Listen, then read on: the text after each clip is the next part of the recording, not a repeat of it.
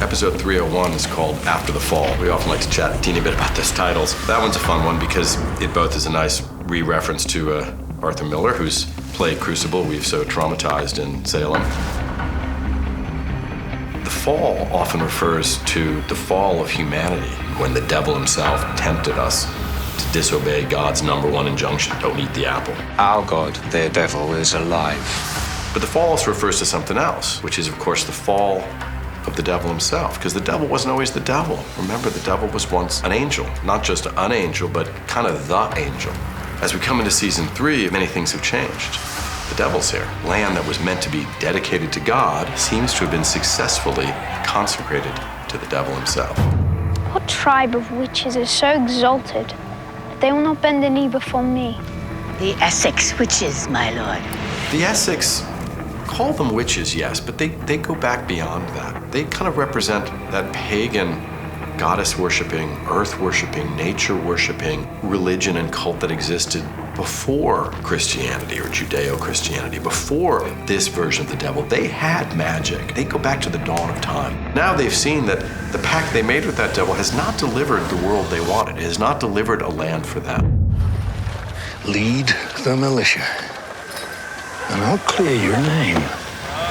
Haythorne is the ultimate politician. He's able to, at one moment, be saying to them, calm down, I'm gonna hang this guy, and then turn around and say, oh no, this is the great Captain John Alden. The Indians and the French are attacking towns and forcing refugees our way. They have no idea what you're up against. John Alden was a legendary soldier and probably the most experienced warrior they've got.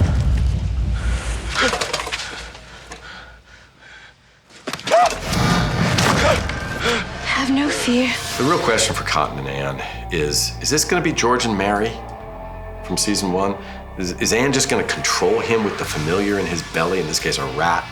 We see how tender that, in a strange way, that relationship is, how much she really does love him, and by the end she realizes he's right, they can't go on like this, okay? She's gonna have to trust him, sort of. But the minute Anne is out of the room, we see Cotton is like, I'm out of here. He's got Brown Jenkins inside him that if he does or says the wrong thing, he's gonna be in trouble. I feel like that's one of our first real glimpses of the witch that Anne may be on her way to becoming. This horrible thing lurching up out of the earth. It's a figure we're gonna come to know as the Sentinel. Along the way, he's found a handy host, and this big, imposing man, who we know is not just a man, is looming over the boy that is not just a boy. And the boy is like, hey, you made it. Finally, brother, you are here. These guys have history. Stop. I haven't heard the old tongue in eons. The Sentinel greets him actually in something that some people call Enochian, something that John Dee and others in the 17th century, and some magic practitioners to this day, believe is the language that the angels and the demons spoke.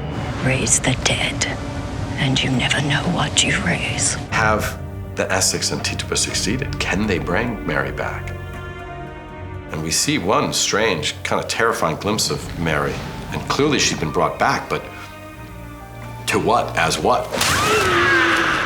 Looks like she's gonna be stillborn, not born. But then she is born and she's pissed. Where does this go from here? Wait and see.